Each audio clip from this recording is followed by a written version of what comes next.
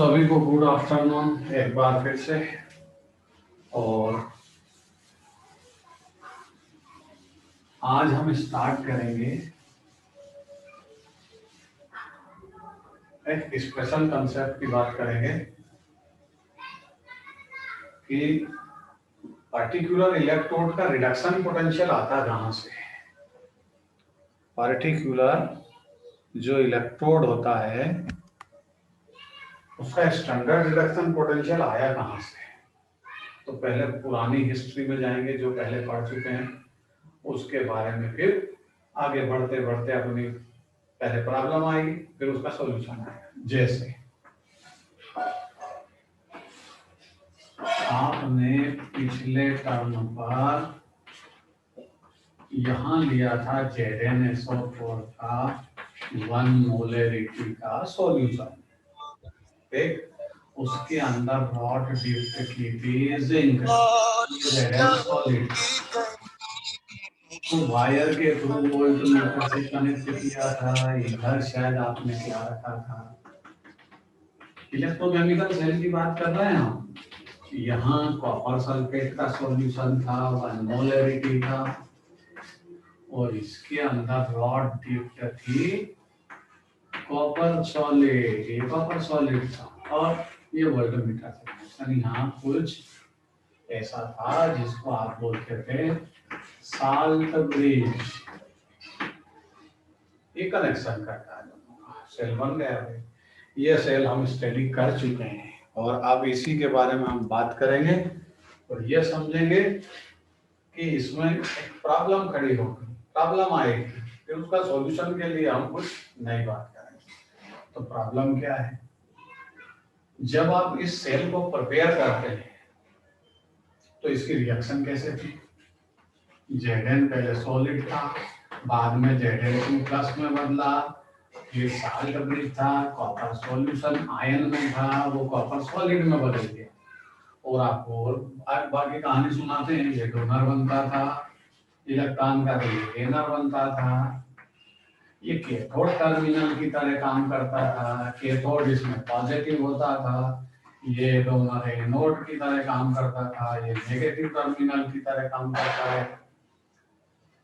ये donation of electron करता है, मतलब ये ऑक्सीडेशन करता था, और ये गेन ऑफ इलेक्ट्रॉन मतलब इसका रिडक्शन होता था। तो रिडक्शन पोटेंशियल तो इस पे पैदा हुआ। ये सारी चीजें आपको पता है, इनको मैं डबल से रिपीट नहीं करूंगा। अब आ जाते हैं अपनी मेन बात पर। मेन बात पर जैसे आएंगे तो हमको इस सेल के अंदर, आपको पता है कि इस सेल का वोल्टेज कितना आया, वो भी मैं यहाँ कैलकुलेट करूंगा, फिर बाद में मिटा दूंगा, फिर वहां लिखूंगा जो उसका वोल्टेज आता है। देखिए ऐसी रिएक्शन Zn 2 इलेक्ट्रॉन गेन करते हुए बताएगा, क्योंकि किसी का भी electrode potential standard reduction potential अगर रिप्रेजेंट करना है तो आपको उसको इलेक्ट्रॉन गेन करते हुए बताना पड़ेगा। मतलब हम जिंक के इलेक्ट्रोड पोटेंशियल को रिप्रेजेंट करना है, ये बना Zn सॉलिड, और यहाँ क्या लिखा था, Zn माइनस 0.76 वोल्ट। ये जिंक का ईएमएफ है, रिडक्शन पोटेंशियल, क्योंकि इलेक्ट्रॉन गेन करता है। मतलब कोई भी एलिमेंट का आयन पॉजिटिव आयन तो इलेक्ट्रॉन गेन करेगा, तो ऐसे ही गेन कर लेगा, फिर ना कुछ वर्क डन होगा। वो पॉजिटिव भी हो सकता है, नेगेटिव भी हो सकता है। तो इसका ईएमएफ क्या है, नेगेटिव ईएमएफ है। मतलब स्टैंडर्ड रिडक्शन पोटेंशियल की वैल्यू जिंक के लिए माइनस 0.76 है, मतलब ये डोनर है, ये इलेक्ट्रॉन को जल्दी से डोनेट करता है। कॉपर में क्या था, कॉपर 2 प्लस 2 इलेक्ट्रॉन गेन करेगा, कॉपर सॉलिड में बदलेगा। ई नॉट कॉपर 0.34 वोल्ट था। ऐसा सवाल था आपके सामने, आपने सॉल्व किया था, आपके पास सॉल्व भी है। अब इस रिएक्शन को जब सॉल्व करोगे तो इसमें सिंपल सी मेथड बताई थी आपको कि जो नेगेटिव ईएमएफ रखेगा, मतलब ईएमएफ की वैल्यू जो कम रखता, लेस रखता, मिनिमम रखता, वो डोनर। तो जिंक इसमें डोनर है, ये सामने लिखा आपके डोनर ही, तो इस साइड तो डोनर ही होता है, ये लेफ्ट साइड है, राइट साइड है। और जिसका ईएमएफ मैक्सिमम होता है वो गेनर बनता है, तो कॉपर इसमें गेनर बनेगा, जिंक डोनर बनेगा, बना हुआ है सेल। अब क्या करें, ये सेल की रिएक्शन है, कहाँ लिखी थी हमने, ये यहाँ लिखी सेल की रिएक्शन, लिखते हैं सेल की रिएक्शन उस सेल की, लिख रहे हैं। आप ईएमएफ पता करते हैं, E naught cell equal to E right minus E left, ये फार्मूला लगा है, ये तो यूनिवर्सल फार्मूला सीखा हुआ है। ई का सेल पता करना, इस सेल का ईएमएफ पता करना, जिसकी रीडिंग वोल्ट मीटर में आएगी, तो देखते हैं, पता करते हैं। E naught cell equal to E right, right कौन है भाई, ये राइट कॉपर, कॉपर का ईएमएफ रखो कितना है 0.34 माइनस माइनस 0.76 वोल्ट, तो ई नॉट सेल का आंसर आ गया भाई 1.10 वोल्ट आ गया। ये तो स्टोरी पढ़ चुके हैं, समझ चुके हैं, सबको पता है।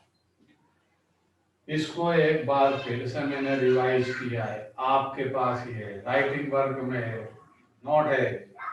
अब आगे की बात करते हैं, बताओ सेल का ईएमएफ कितना आ गया, सेल डायग्राम बना हुआ है, सेल का ईएमएफ आया 1.10। यहां से अपनी स्टोरी स्टार्ट होगी, ध्यान से समझिए, जितने भी लोग बैठे हैं बड़े ध्यान से समझना।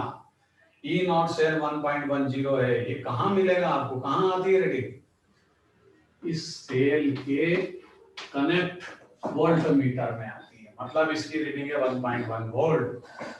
अब ये मैं यहां से निकालूंगा, अब बात करते हैं अपनी प्रॉब्लम की, यहां से प्रॉब्लम स्टार्ट होगी।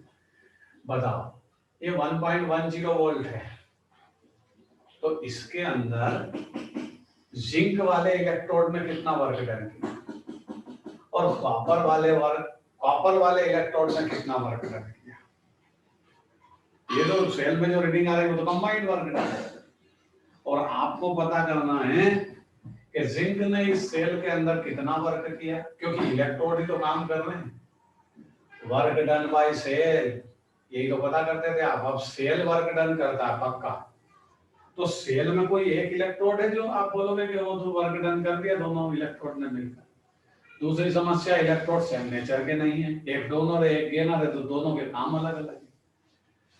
तो आप मेरे को ये बताओ कि इस 1.10 में कितना वर्क डन जिंक ने किया और कितना वर्क डन कॉपर के इलेक्ट्रोड ने किया, कौन बताएगा, कोई बता सकता है? 2 मिनट में वेट करता अगर कोई आंसर दे सकता हो तो। मैंने आपसे क्वेश्चन ये किया, मैंने सेल का ईएमएफ पता कर लिया कि कनेक्शन। दूसरी चीज ध्यान रखिए, सेल में 2 इलेक्ट्रोड होते हैं, सिंगल इलेक्ट्रोड में करंट फ्लो नहीं होता।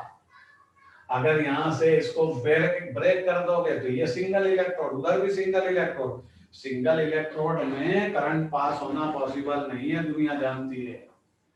कितने इलेक्ट्रोड चाहिए, 2 इलेक्ट्रोड चाहिए, कैथोड एनोड, तब सर्किट कंप्लीट होता, तब सेल में करंट फ्लो होगा, और वो भी इधर डोनर होना चाहिए इधर गेनर, तब जाके करंट फ्लो होता है।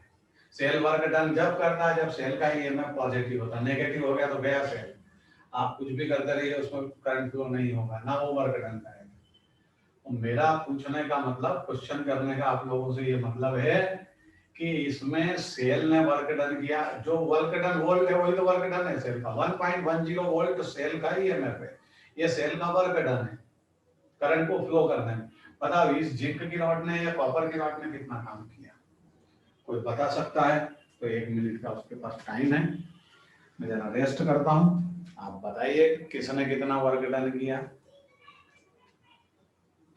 ना बता सकते हो तो फिर बोलिए sir ji it is impossible. जो मैंने आपको कंसेप्ट बोला उसका मेरे को जवाब चाहिए। बताओ भाई साहब, 0 डिग्री पे चले गए, किसी का आंसर नहीं, कुछ तो बोलो।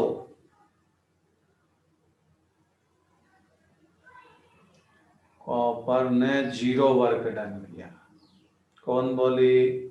अच्छा नहीं भाई, कॉपर ने इलेक्ट्रोड तो वर्क डन करेगा, वो तो अपनी प्रॉपर्टी के अकॉर्डिंग काम करेगा। हम बोलते हैं जीरो तो जीरो थोड़ी करेगा।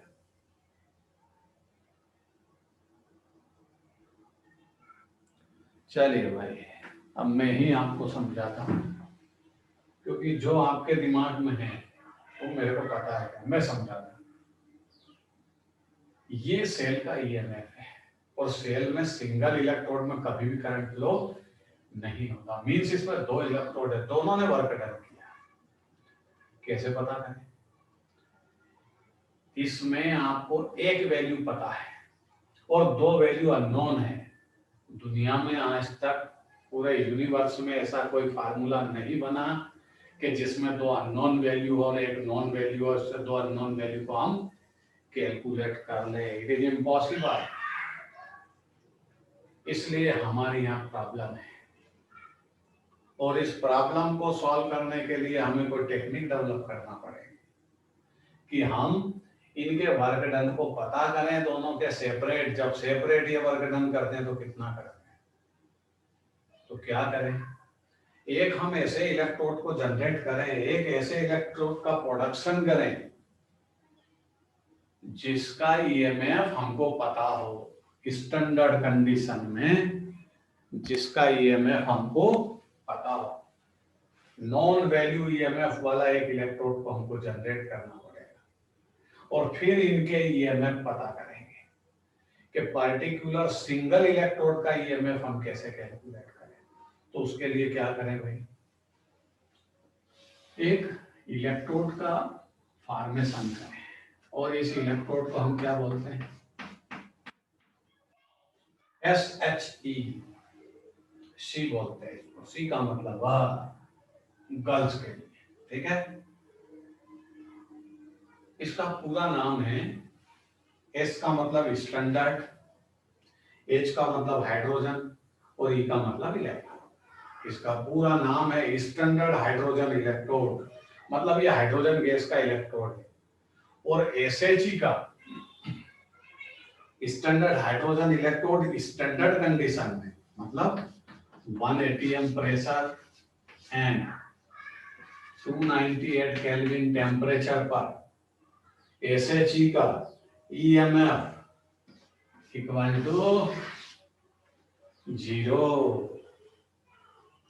इसका जो इलेक्ट्रोड हम प्रोडक्शन कर रहे हैं, इसका EMF इस स्टैंडर्ड कंडीशन में 0 होता है। कैसे 0 होता है, इसकी मैकेनिज्म क्या है समझिए। यहां पर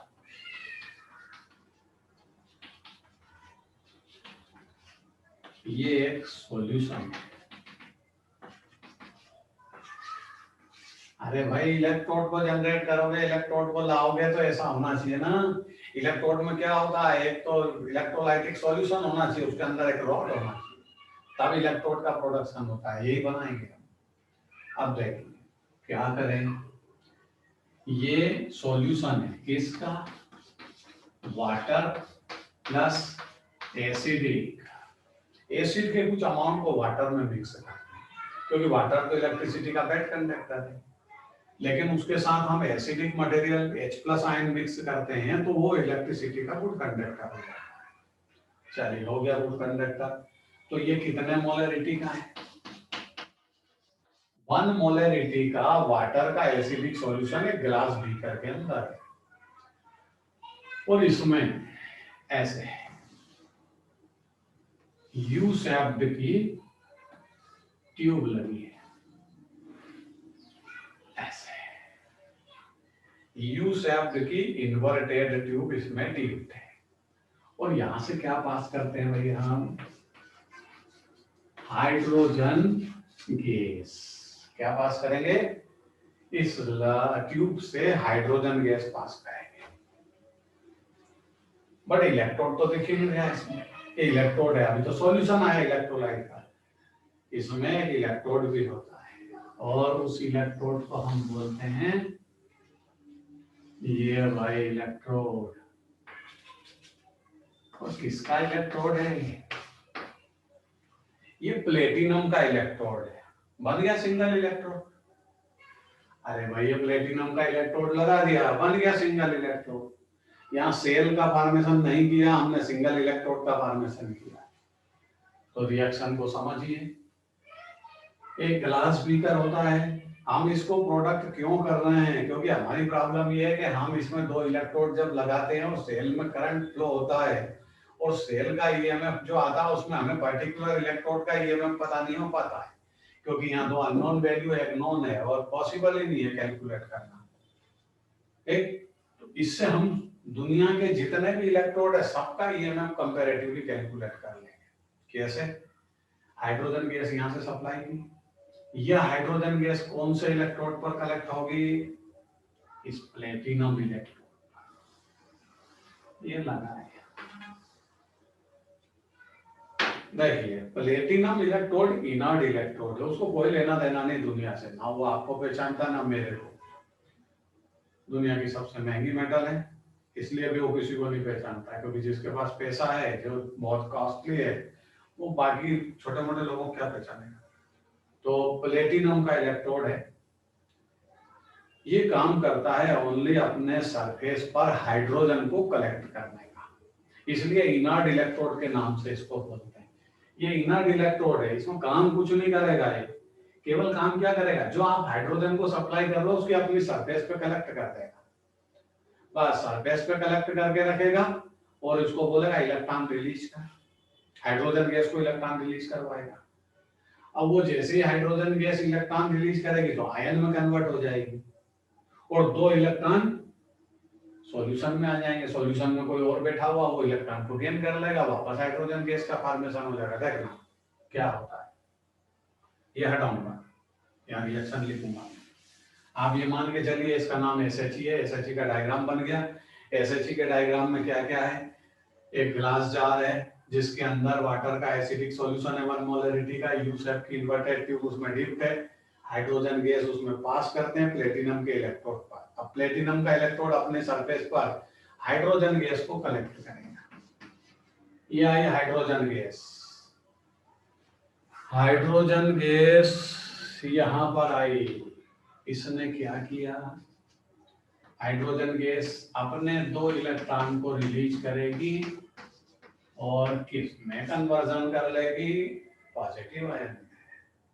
भाई इसने इलेक्ट्रॉन डोनेट कर दिए, इलेक्ट्रॉन कहाँ गए आपको क्या लेना देना, वो किसमें कन्वर्ट हो गया, 2H प्लस आयन में हो गया, हाइड्रोजन गैस आयन में कन्वर्ट। ये 2H प्लस आयन कहाँ चले जाएंगे, प्लेटिनम ने तो अपनी सरफेस पे हाइड्रोजन को कलेक्ट किया था, उसको रहने के लिए जगह दी थी, यह hydrogen gas 2H plus ion में कन्वर्ट हुई और 2 इलेक्ट्रॉन रिलीज के। इलेक्ट्रॉन की बात बाद में करेंगे, पहले 2H प्लस आयन की बात कर ले, इनका क्या हुआ। ये 2H प्लस आयन जब अंदर आए तो हाइड्रोजन गैस आयन में कन्वर्ट हो गए, ये सॉल्यूशन में आ गए।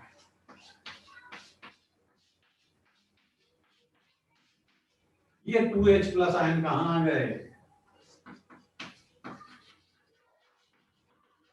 इस वाटर के सॉल्यूशन में आ गए, क्योंकि आयन तो सॉल्यूशन में रहे, आ गए। अब ये इलेक्ट्रॉन कहाँ गए, ये इलेक्ट्रॉन सॉल्यूशन में आ गए, ये आयन भी सॉल्यूशन में चला गया और ये इलेक्ट्रॉन भी सॉल्यूशन में आ गए। अब बताओ सॉल्यूशन के अंदर कौन है, अरे सॉल्यूशन के अंदर तो ये H2O प्लस आयन है ना, तो ये देखो H2O डिसोसिएट होगा, क्या बनाएगा 2H प्लस और डबल में, अपने को इससे वाटर का एसिडिक सॉल्यूशन है तो उसमें H प्लस आयन होंगे, ये H प्लस आयन जो वाटर के हैं, एसिडिक वाटर के, वो इन इलेक्ट्रॉनों को गेन करते हैं और ये गेन किया 2H प्लस 2 इलेक्ट्रॉन गेन, और किसमें बदल गया,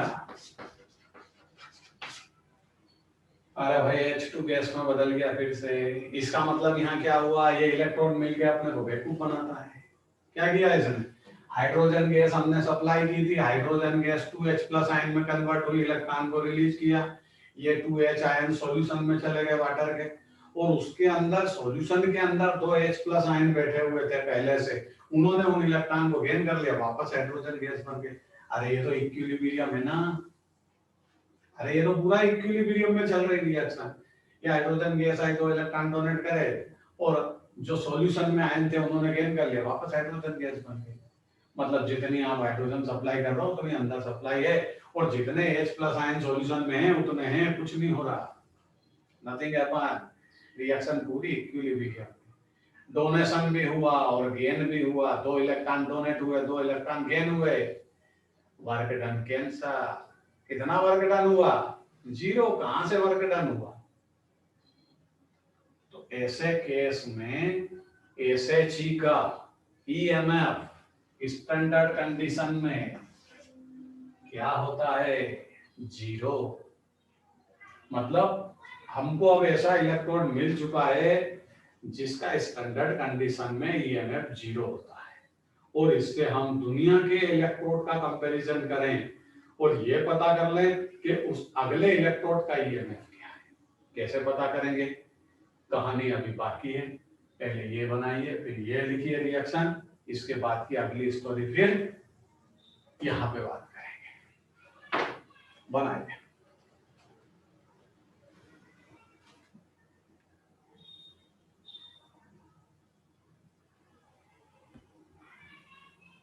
जोन में जाएंगे। ये स्टोरी आपको समझाई कि ये SHE है और स्टैंडर्ड कंडीशन मतलब 1 एटमॉस्फेरिक प्रेशर 298 केल्विन पर इसका EMF 0 होता है। क्लियर? पता है अपने को कि 0 होता है। आगे बढ़ते हैं। अब इसको मिटाऊंगा, ये इसकी रिएक्शन थी, अब ये यहां से मिटा दिया।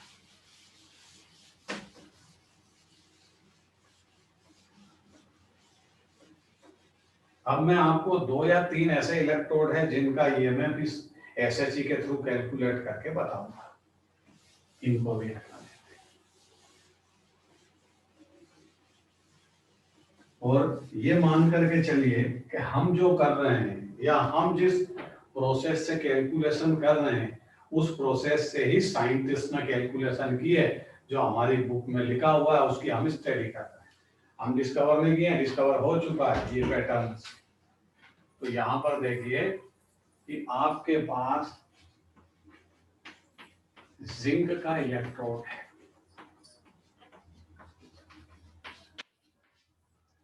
ये जिंक का इलेक्ट्रोड है, ठीक है, और E0 जिंक कितना होता है भाई? इतना होता है, पढ़ तो चुके हो पहले, इतनी तो वैल्यू लिखते थे बार बार, बट समस्या यही चल रही है कि वैल्यू आई कहां से, किसने कैलकुलेट की? जब आप जिंक को कॉपर के साथ लगाते हो तो रीडिंग तो 1.1 आती थी, वहां 0.76 नहीं आती थी, 1.10 आती थी। ये आई कहां से? इसको कैलकुलेट किसने किया? इसको कैलकुलेट इस मेथड से किया जो आगे स्टडी करें।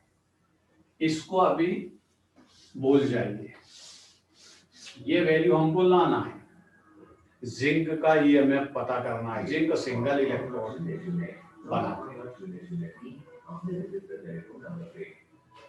ये जिंक और ये SHE, ये क्या है? SHE।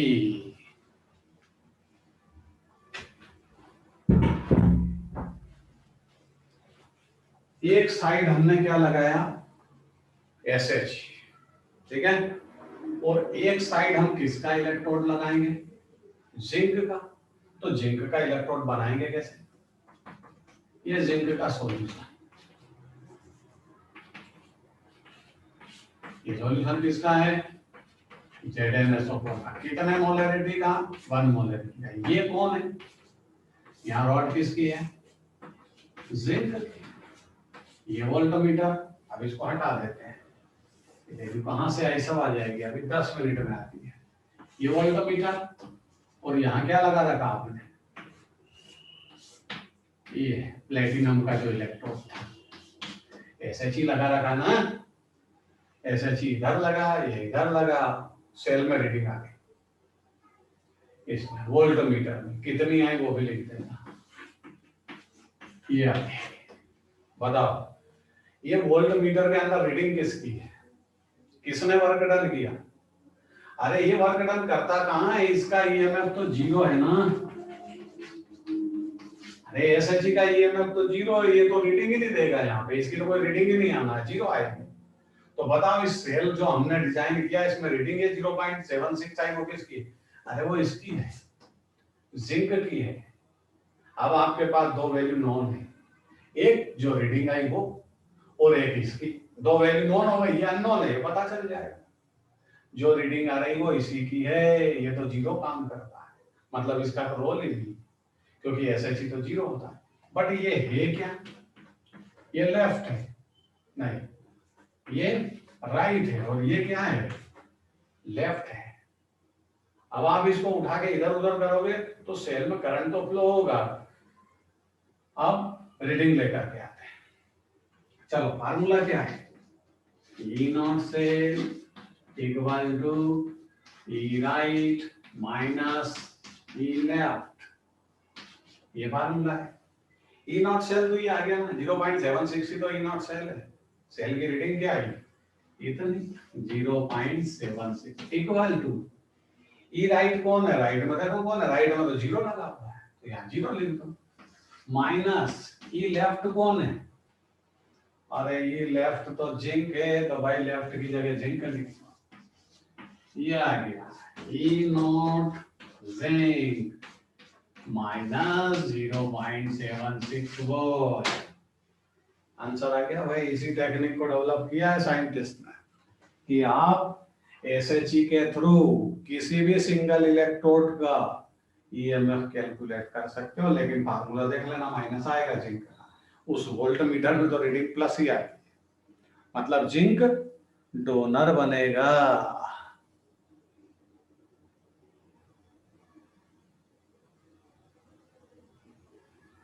कौन पूछ रहा है?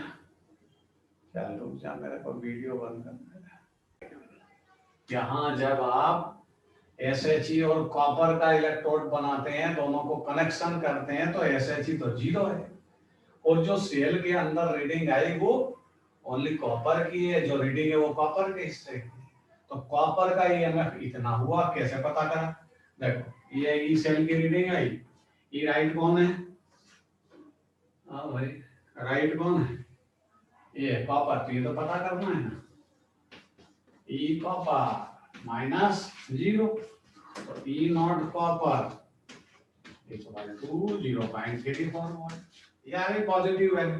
पॉजिटिव वैल्यू जब भी आएगी उसको डोनर बनना पड़ेगा हाइड्रोजन के रेस्पेक्ट में, हाइड्रोजन यहाँ गेनर बनेगा। हाइड्रोजन दोनों काम करता है, गेनर भी बनता है डोनर भी बनता है, ये एसएचई ये काम ही यही आता है।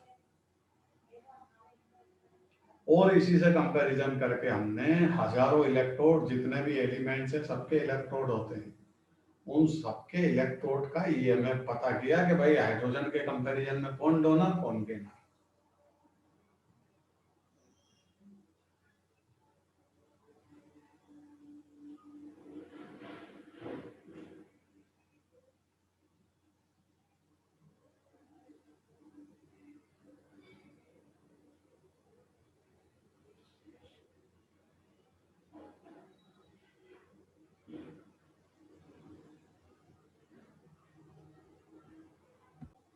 हम नोट करिए, इसी कॉन्सेप्ट को लेके हम आगे चलते हैं।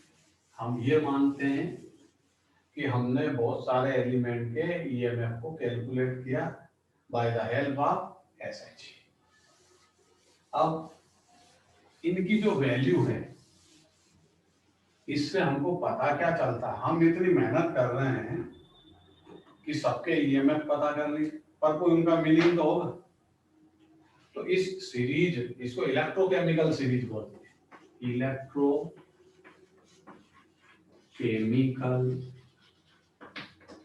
सीरीज। इलेक्ट्रोकेमिकल सीरीज का मतलब होता है increasing order of EMF of different element. Element को उनके ईएमएफ के इंक्रीजिंग ऑर्डर में जब हम अरेंज करें, तो यहां पर हमको एक सीरीज ऑब्टेन होगी जिसको हम बोलते हैं इलेक्ट्रोकेमिकल सीरीज। अब इलेक्ट्रोकेमिकल सीरीज को डिजाइन करते हैं। देखिए हाइड्रोजन का ईएमएफ क्या है? हाइड्रोजन तो सेंटर में है, उसका ईएमएफ तो जीरो है, अभी समझा आप, एसएचजी का ही मतलब तो जीरो है, मतलब दो हाइड्रोजन पॉजिटिव आयन दो इलेक्ट्रॉन को गेन करते हैं, हाइड्रोजन गैस में कन्वर्ट होते हैं, तो उसका आंसर 0 आता है। ठीक है भाई, 0 आता है। चलिए 0 आता है, अच्छी बात है। अब सबसे हाईएस्ट ईएमएफ किसका है? फ्लोरीन का। कितना है? पॉजिटिव 2.87। और देखते हैं भाई पॉजिटिव किसका है। पढ़ा जिन जिन के पढ़े उनके तो पॉजिटिव याद रख लें। कॉपर का भी पॉजिटिव है, अभी सीखा आपने, ठीक है। और भाई सिल्वर का भी पॉजिटिव है, आपने पढ़ा के न्यूमेरिकल सॉल्व किया। ये सब पॉजिटिव वैल्यू है जो हाइड्रोजन के बाद है सीरीज। तो भाई हाइड्रोजन के पहले माइनस वाले रखना पड़ेंगे। अभी आपने पढ़ा किसको? जिंक को, -0.76। भाई एल्यूमिनियम भी होता है, एल्यूमिनियम का भी शायद 1.61 ऐसे होता है। MnO4 का -1.51 प्लस में होता है, ऑक्सीडाइजिंग एजेंट यहाँ पर होगा। और देखते हैं भाई जिंक का इतना हो गया। मैग्नीशियम का भी होता है, याद है भाई, -2.37। ऐसे बहुत सारे एलिमेंट है जिनके ईएमएफ को हम इंक्रीजिंग ऑर्डर में अरेंज करेंगे। सबसे टॉप पर मिनिमम, सबसे बॉटम में हाईएस्ट। तो ये हाईएस्ट है, ठीक है। सबसे टॉप पर कौन है? लिथियम। इसका ईएमएफ है कितना? -3.05। एल्यूमिनियम भी माइनस में ही होता क्योंकि वो भी रिड्यूसिंग एजेंट है। अब देखो इसमें यहाँ पर लिथियम है तो यही कहीं सोडियम, पोटेशियम, कैल्शियम, मैग्नीशियम सब होंगे। ये मैग्नीशियम बना रखा। फिर जिंक आ गया, जिंक के बाद भी और होंगे, फिर ये 0 आया। 0 के बाद फिर पॉजिटिव वैल्यू आने लगी। आयरन भी पॉजिटिव वैल्यू में है, न्यूमेरिकल सॉल्व किया बात नहीं। चलिए इतना कुछ याद नहीं होता है कि हम सबकी ईएमएफ की वैल्यू याद कर लें। तो फिर इसमें याद क्या करें? इसमें वो याद करें जो इस सीरीज की प्रॉपर्टी है। वही अपने को काम आती है, वही कॉम्पिटिटिव एग्जाम में काम आती है, और वही बोर्ड के एग्जाम में आएगी। लिस्ट कोई आपसे नहीं पूछेगा। तो क्या पूछेगा वो समझते हैं। सीरीज की प्रॉपर्टी। अरे इसके अंदर कोई प्रॉपर्टी होगी तभी तो इसको डिजाइन किया, वरना यूं कौन मेहनत करेगा। तो सीरीज की first property, down the series ऐसे चले, ये पहली property. Down the series oxidising property increase and reducing property decrease. क्या हुआ? अप टू डाउन जब सीरीज में जाते हैं हम, तो डाउन साइड कौन आता है? Down side gaining tendency, gainer oxidising agent, oxidising property increase होती है। और रिड्यूसिंग प्रॉपर्टी क्या होगी? रिड्यूसिंग प्रॉपर्टी डिक्रीज होगी। और ऑक्सीडाइजिंग प्रॉपर्टी क्या होगी? इंक्रीज। ये फर्स्ट प्रॉपर्टी है, समझ में आ रही? अब जिसका ईएमएफ जितना ज्यादा नेगेटिव होगा, मिनिमम होगा, वो स्ट्रॉन्गर रिड्यूसिंग एजेंट। मतलब आप सीरीज में देख के ये पता कर सकते हो कि कौन स्ट्रॉन्ग रिड्यूसिंग एजेंट है, कौन डोनर बनेगा, कौन गेनर बनेगा सेल के अंदर। तो ये देखिए लिथियम स्ट्रॉन्गेस्ट रिड्यूसिंग एजेंट, मतलब वो क्या बनेगा? अरे वो डोनर बनेगा, सबसे तेज इलेक्ट्रॉन को डोनेट करता है क्योंकि रिड्यूसिंग एजेंट होता ही डोनर है। और ये सबसे पहले क्या बनेगा?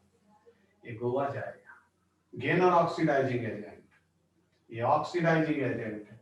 तो सीरीज की फर्स्ट प्रॉपर्टी क्या है कि सीरीज में जब हम अप टू डाउन मूविंग करते हैं तो रिड्यूसिंग प्रॉपर्टी डिक्रीज होती है, ऑक्सीडाइजिंग प्रॉपर्टी इंक्रीज होती है।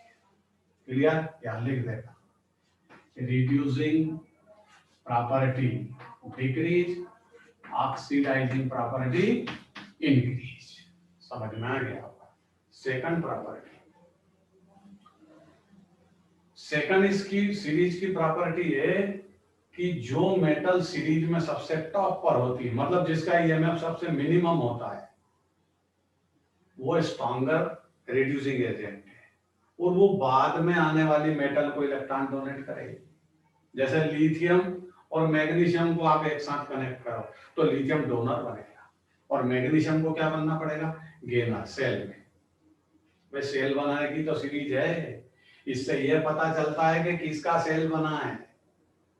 अगर आपने इसको सिल्वर को इधर रख दिया डोनर की जगह, उधर गेनर रख दिया, हो गया काम, सेल में करंट फ्लो नहीं होगा। मतलब आपको वो इस सीरीज में से मेटल को सेलेक्ट करना है जो पहले आती है और बाद में आने वाली मेटल का कैथोड टर्मिनल बनेगा। जैसे आपको सेल बनाना है जिंक और कॉपर का, तो जिंक का ईएमएफ कम है, ये सेल में डोनर बनेगा, लेफ्ट साइड होगा, ये गेनर बनेगा। ठीक, अगर आप मैग्नीशियम और सिल्वर का आप सेल फॉर्मेशन करना चाहते हैं तो मैग्नीशियम ऑटोमेटिक डोनर बनेगा क्योंकि उसका ईएमएफ कम है, ये गेनर बनेगा। तो हम यहाँ सेल की डिजाइन को सेलेक्ट कर सकते हैं, ये second property. Next property third, जो मेटल सीरीज में हाइड्रोजन से अपर साइड है, जिनका ईएमएफ नेगेटिव होता है, वो डाइल्यूट एसिड से रिएक्ट होकर हाइड्रोजन गैस को लिबरेट करेगी। फिर से सुन लीजिए एक बार, जितनी भी मेटल सीरीज में हाइड्रोजन से अपर साइड है, मींस जिनका ईएमएफ नेगेटिव है, वो डाइल्यूट एसिड से रिएक्ट होकर हाइड्रोजन गैस को लिबरेट करेगी। जैसे अपन इसको ले लें जिंक, ये देखिए जिंक, ये डाइल्यूट H2SO4, क्या बनेगा, ZnSO4 प्लस H2, यह हाइड्रोजन गैस लिबरेट हो गई। क्यों कि सीरीज में जितनी भी मेटल हाइड्रोजन के ऊपर साइड है, अपर साइड है, वो सब डाइल्यूट एसिड से रिएक्ट होकर के हाइड्रोजन गैस को लिबरेट करती है। लेकिन जो सीरीज में मेटल हाइड्रोजन के बिलो साइड है, वो ऐसा नहीं कर सकती। जैसे देख, कॉपर हाइड्रोजन से बिलो है, ये हाइड्रोजन गैस को लिबरेट नहीं करेगी। कॉपर, ये डाइल्यूट एसिड 2H2SO4, ये बनाया CuSO4 plus SO2 plus H2, कहाँ है हाइड्रोजन, है ही नहीं हाइड्रोजन। वो सल्फर डाइऑक्साइड को लिबरेट कर दी, कॉपर सल्फेट बनाएगी, वाटर बनाएगी, लेकिन हाइड्रोजन गैस को लिबरेट नहीं करेगी। ये थर्ड प्रॉपर्टी है कि सीरीज में जो हाइड्रोजन से ऊपर वाली जितनी भी मेटल है नेगेटिव वैल्यू वाली, वो सब डाइल्यूट एसिड से रिएक्ट होकर हाइड्रोजन गैस को लिबरेट करती है, और डाउन साइड जिनकी ईएमएफ की वैल्यू पॉजिटिव है, more than hydrogen, hydrogen zero होता है, वो हाइड्रोजन गैस को लिबरेट नहीं करेगी। अगली प्रॉपर्टी 9/10 आप पास हैं और 9/10 की ये प्रॉपर्टी है। इस इलेक्ट्रोकेमिकल सीरीज का नाम ही एक्टिविटी सीरीज है, जो आप 9/10 में पढ़ के आए हैं, activity series of metals. Top पर कौन सी मेटल होती है, जो मोस्ट रिएक्टिव मेटल है, lithium, sodium, potassium, magnesium, rubidium, first और सेकंड ग्रुप की एस ब्लॉक की जितनी भी मेटल है मोस्ट रिएक्टिव, वो सबसे टॉप पर है। तो सीरीज में टॉप पर जो मेटल्स है वो मोस्ट रिएक्टिव है, और जैसे जैसे हम डाउन साइड आते हैं इनकी रिएक्टिविटी डिक्रीज होती है। इसीलिए 9/10 में इसी सीरीज का नाम एक्टिविटी सीरीज ऑफ मेटल था, और यहाँ 11th में आकर के नाम बदल गया, इलेक्ट्रोकेमिकल सीरीज आ गई, क्योंकि इसका मेन बेस इलेक्ट्रोड से रिलेटेड है, मतलब ईएमएफ से रिलेटेड है। इनकी ईएमएफ की वैल्यू इनकी प्रॉपर्टी शो कराती है। तो अगली प्रॉपर्टी क्या है, अब एक्टिविटी सीरीज आप नाम पहचानते हो तो ये मेटल क्या हो, ये most active, most reactive, magnesium उससे कम, जिंक उससे कम, हाइड्रोजन उससे कम, कॉपर उससे कम, सिल्वर सबसे कम रिएक्टिव फ्लोरीन है, वो उसको कोई लेना देना नहीं। अब समस्या ये आती है कि इस रिएक्टिविटी का करे क्या हम, तो रिएक्टिविटी से मतलब है कि अगर आप मैग्नीशियम की रॉड को लें, मैग्नीशियम को सॉलिड लें और ZnSO4 के सॉल्यूशन में डिप्ट करें, ये देखिए ये ZnSO4 का सॉल्यूशन, इसका सॉल्यूशन है ZnSO4 का, ठीक है। ZnSO4 का सॉल्यूशन है, मतलब Zn तो क्या है, इस मैग्नीशियम के कंपैरिजन में क्या है, लीस्ट रिएक्टिव है। ये मोस्ट रिएक्टिव, तो जो टॉप पर होता है वो रिएक्टिव, ये रिएक्टिव। आपने इसमें मैग्नीशियम की रॉड टिप से डाली और मैग्नीशियम तो रिएक्टिव है, रिएक्टिव है मतलब वो Zn को यहां से रिप्लेस कर देगा, डिस्प्लेस कर देगा और क्या बना लेगा, MgSO4 प्लस Zn को भगा दिया है इसने। Zn की जो सेटिंग सल्फेट से थी वो खत्म कर दी और मैग्नीशियम ने सल्फेट से अपनी सेटिंग बना ली।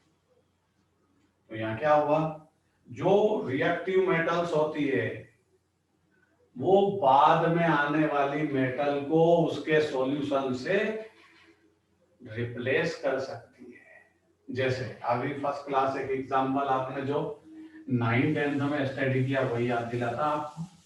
जैसे आपने सॉल्यूशन लिया था 9th-10th में कॉपर सल्फेट का, ये सॉल्यूशन है कॉपर सल्फेट का, इसमें आपने रॉड डिप की थी जिंक की।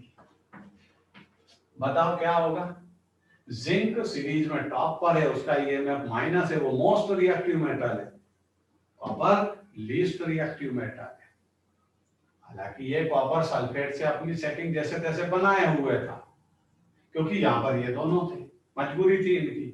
आपने जैसे ही इसके सॉल्यूशन में जिंक रॉड को डिप किया तो जिंक तो मोस्ट रिएक्टिव मेटल है, वो कॉपर को यहाँ से रिप्लेस कर देगा और क्या बना देगा, ZnSO4 प्लस कॉपर। कॉपर को अपनी फ्रेंडशिप सल्फेट से छोड़ना पड़ेगा और ये यहाँ से सेपरेट हो जाएगा और जिंक की सेटिंग सल्फेट से हो जाएगी।